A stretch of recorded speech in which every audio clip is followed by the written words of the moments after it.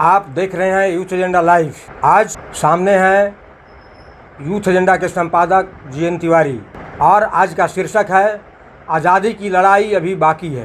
तो दोस्तों, अभी सारे लोगों की नज़र देश की सिस्टम पर है और यह सिस्टम पूरी तरह लगभग ध्वस्त नज़र आता है। हर लोग त्रस्त है और कहीं कोई सुनवाई नहीं हो रही है। सबके सब परेशान और मात्र कुछ लोग आज़ाद हैं और बाकी सारे लोग गुलाम। तो अगर सबसे महत्वपूर्ण कारण बताया जाए तो एक कारण, सबसे बड़ा कारण हो सकता है अंग्रेजी। तो आज का शीर्षक है अंग्रेजी का खेल, लोकतंत्र हो गया फेल।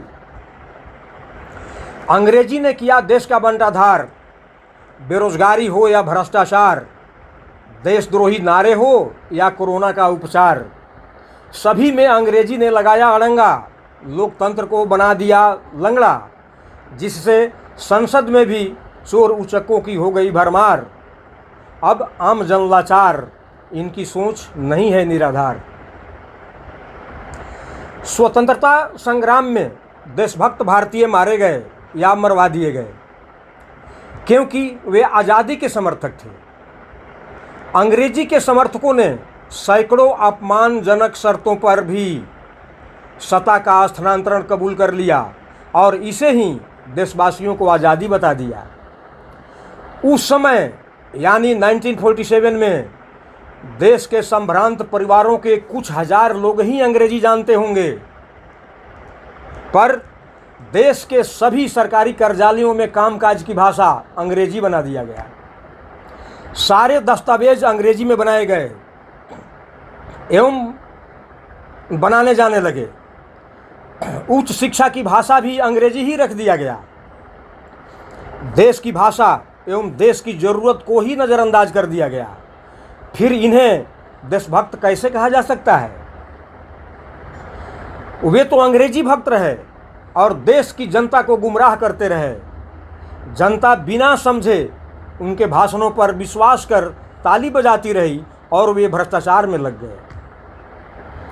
अंग्रेजी शिक्षा का उद्देश्य ही भारतीय जनता को अलग थलग रहकर शासन में अंग्रेजों को सहयोग करना था, पर सत्ता हस्तांतरण के बावजूद अंग्रेजों के सहयोगी भारतीय अंग्रेजों ने इसी पद्धति को जारी रखा। संभवतः इस नीति की गोपनीय उद्देश्य आम भारतीयों को शिक्षा से दूर रखना ही रहा होगा। भारतीय देशभक्तों ने विरोध अवश्य किया, पर बहुमत वाले अंग्रेजों के समर्थकों ने बुनियादी शिक्षा शब्द जोड़कर महात्मा गांधी से भी छल किया। अंततः बड़ी चतुराई से इनके साथ साथ इनके आदर्शों को भी, इनके सपनों को भी रास्ते से हटाने में कामयाब हो गए। देश के विकास का मॉडल भारतीयता से हटाकर पश्चिम की ओर मुड़ दिया, जिसका परिणाम आज देश भुगत रहा है। दुनिया को विकास का पाठ पढ़ाने वाला भारत आज अंग्रेजी विदेशी बाजार बनकर रह गया है। सता लोलुप भारतीय अंग्रेजों ने अपने देश की गौरवशाली परंपरा एवं स्वर्ण काल के कारक स्वभाषा एवं स्वधर्म को भी भुला दिया, जिसे विदेशियों ने, चीन, जापान आदि देशों ने अपनाकर बहुत आगे निकल गए। सत्ता प्राप्त होते ही भारतीय अंग्रेजों ने देश की संपत्ति की लूट शुरू कर दी, यहाँ तक कि विदेशों में छिपाना भी शुरू कर दिया। जो भी अंग्रेजी पढ़कर सत्ता में आया, लूट में शामिल होता गया। भेद खुलने के भय से कोई एक दूसरे को रोक नहीं सका।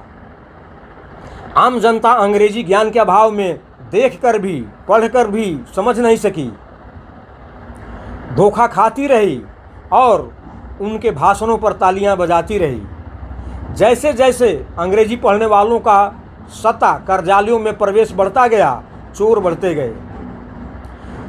तत्कालीन संसद में भी अंग्रेजी जानने वालों की ही चलती रही। इन्होंने खूब देश को लूटा, अपने पक्ष में कानून भी बदलते रहे और साथ बैठे दूसरी भाषाभाषी सांसद अंग्रेजी समझ के अभाव में विरोध करने के बदले तालियां बजाते रहे। लुटेरे सांसदों की शान शौकत देखकर इन हिंदी भाषी और अन्य भाषी सांसदों की नींद खुली, तब भौचक्के रह गए। तब लोहबस लूट की गणित में शामिल होने के लिए इन्होंने भी हिंदी भाषी पीए को हटाकर अंग्रेजी पीए की नियुक्ति करनी शुरू कर दी ताकि चोरी का गुर सीख सकें। अंग्रेज पीए सांसद के लिए चोरी करते करते स्वयं पूरे सिस्टम को ही चोर में बदल दिया। इन चोरों के आपसी मतभेदों से जब कभी घोटाला बाहर आया, सभी मिलकर निचले पायदान के कर्मचारियों को दोषी बताकर मामले को न्यायालय में तब तक लटकाए रखा जब तक जनता भूल न जाए या कोई दूसरी इससे बड़ा घोटाला सामने न आ जाए। न्यायाधीशों ने भी मामला रफा दफा करने की अंग्रेजी योजना देखी तो लोभवश वे भी पीछे नहीं रह सके। आज तो स्थिति ऐसी हो गई है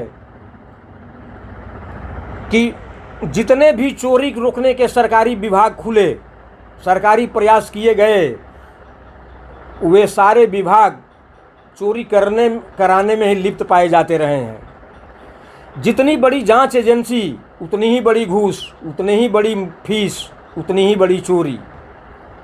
अब न्यायालय भी इन्हीं के इशारे पर फैसला सुनाने लगे हैं। अब जाएंगे कहाँ आम लोग?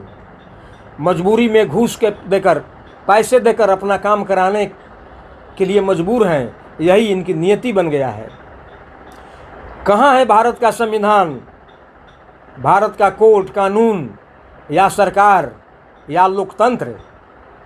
कैसे है अंग्रेजी राज से भिन्न, जहाँ सत्ता से संबंधित मात्र 1% लोग ही लूटने और लुटाने के लिए स्वतंत्र हैं, शेष 99% इनकी कृपा पर आश्रित गुलाम हैं।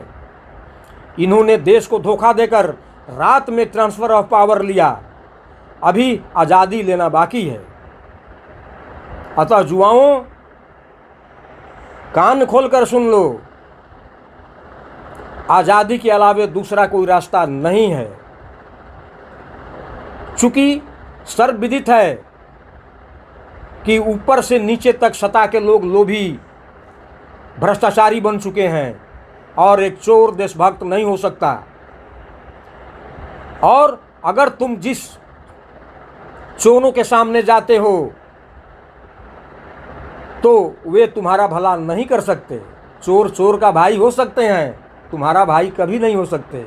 अतः मोह छोड़ दो और एकमात्र रास्ता आज़ादी के लिए संघर्ष के अलावा अब कोई रास्ता बाकी नहीं है। तो जुआओं, अभी तुम्हारी आबादी बहुमत में है, यानी युवाओं बेरोजगारों की आबादी 65% है। तुम बहुमत में हो तो क्यों न तुम अपनी सरकार बनाओ और अपनी सारी समस्याओं का अंत स्वयं खोजो। धन्यवाद।